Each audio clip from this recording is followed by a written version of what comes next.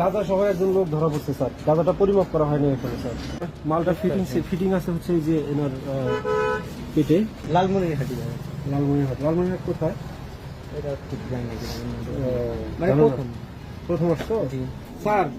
আসসালামু আলাইকুম স্যার। ওই যে গাঁজা সহ একজন লোক ধরা পড়ছে স্যার। গাঁজাটা পরিমাপ করা হয়নি এখানে স্যার। 2 কেজি। জি স্যার। এই যে না বেশি ছিল।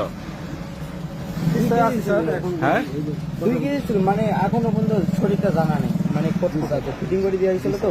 মাল কি গায়ে আছে? হ্যাঁ দেখেন খোলা হয়নি এখনো? তোমার বাড়ি কোথায়? হাকিমপুর থানা। হ্যাঁ হাকিমপুর থানা। কোন জেলা? জি স্যার। দিনাজপুর। আসবো স্যার আপনার ওখানে আসবো। দিনাজপুর জেলা। জি। তুমি কিসে আসছিলা? অটোতে। অটোতে আসছিলা? জি স্যার। হ্যাঁ। আসসালামু আলাইকুম স্যার। আর কজন ছিল তোমরা? একাই। আর একজন ছিল যে? সব ইনফরমেশন জানি আমি। হ্যাঁ এবার বলুন। কোনটা? হ্যাঁ অটো ছিল না? হ্যাঁ অটো ছিল।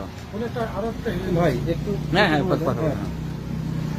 নাম কি তোমার? মোহাম্মদ তামজিদ ইসলাম। পিতার নাম কি তোমার? মোহাম্মদ মুক্তার। হ্যাঁ মুক্তার হোসেন। মুক্তার। আচ্ছা তোমার বাড়ি কোথায়? হিলি হাকিমপুর মাঠপাড়া। হিলি? এটা কোন জেলা? দিনাজপুর জেলা। দিনাজপুর জেলা। কোথায় আসছিল তুমি?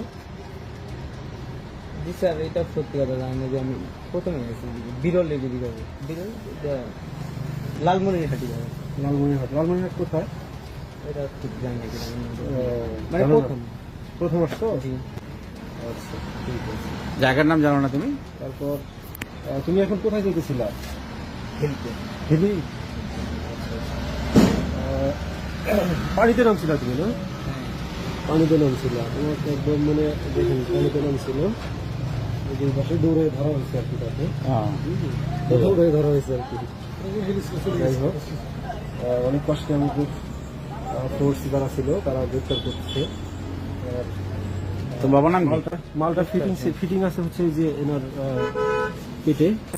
হয়তো আরো হয়তো ইয়া ছিল, এখন হয়তো খুলে গেছে, ইয়া হয়েছে।